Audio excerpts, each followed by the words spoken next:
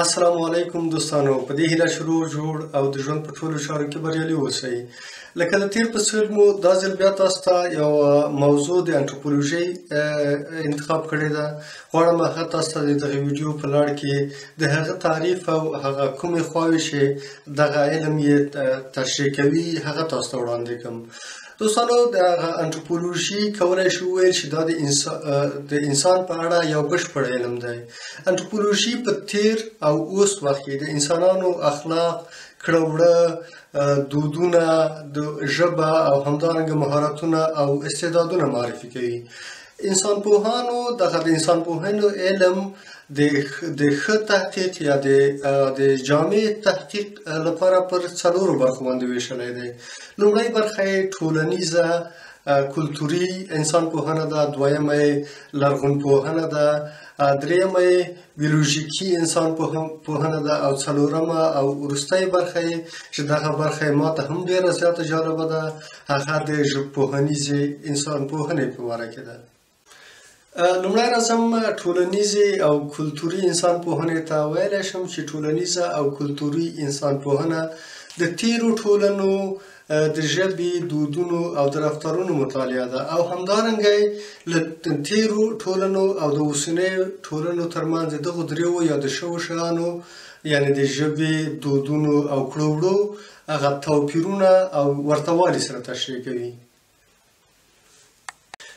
لرغونپوهنیزه انسانپوهنه د تیرو ټولنو او همدارنګه د تیرو ټولنو د پرمختګونو په باره کې، همدارنګه د تیرو ټولنو د کاري وسایلو په باره کې چې دوی به د ژوند د چارو د اسانتیا په موخه کارول هغه تشریح کوي او همدارنګه دغه کاري وسایل د دې لپاره مطالعه کوي چې له دې څخه د هغې ټولنې د اقتصادي وضع په باره کې معلومات ترلاسه کړي.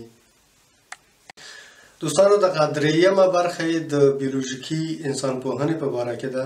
په دغې باره کې موږ دا مطالعه کوو یا په دغه څانګه کې موږ دا مطالعه کوو چې انسانانو څنګه له محیط سره تطابق وښوده، هغوی د کومو کلتوري او بیولوژیکي قوت په واسطه باندې ژوندي پاتې شول او هغه چې مړه شول د هغو د مرګ سببونه څه وو. همدارنګه په دغې برخه کې د دغې برخې پوهان اکثریت د انسانانو په فوسیلونو باندې د هغو په تشریح باندې همدارنګه د اوسنۍ انسانانو سره د پرتلې په اړه باندې تحقیقات کوي او غواړي د دوی په مرسته وپوهیږي چې د تیرو انسانانو او د اوسنیو انسانانو ترمنځ ورته والی او توپیرونه په څه کې وو.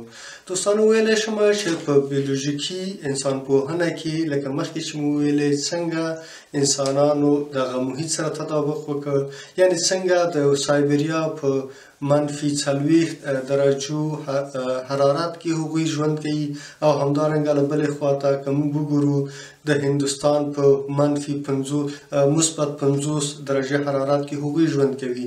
د دغو دواړو انسانانو دغه دواړو ټولنو انسانانو ترمنځ هغه فیزیولوژیکي یا بیولوژیکي شکل یې کوم تغییرات یې پکې راوستلي دي او که نه یې دي راوستلي. دوستانو، څلورمه او وروستۍ برخه یې لکه مخکې چې مو ویلې زما تر ټولو د خوښې برخه یې هغه ژبنیزه یا ژبپوهنیزه انسانپوهنه ده.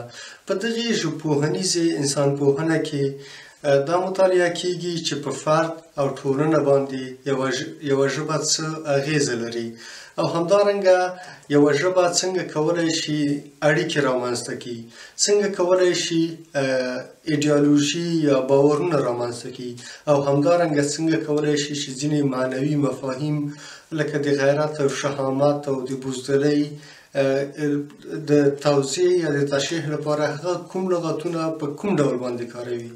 دغه واقعا هم زما یو د خوښې له څانګو څخه ده.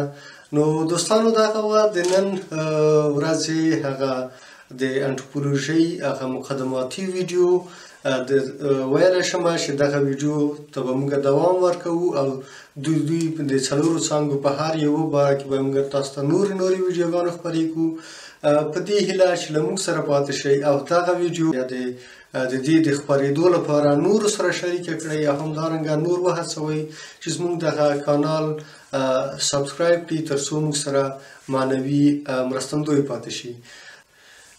تر بلې ویډیو پورې د الله جل جلاله په پناه کې اوسئ او د ژوند په چارو کې بریالي اوسئ. پر مخه مو ګلونه.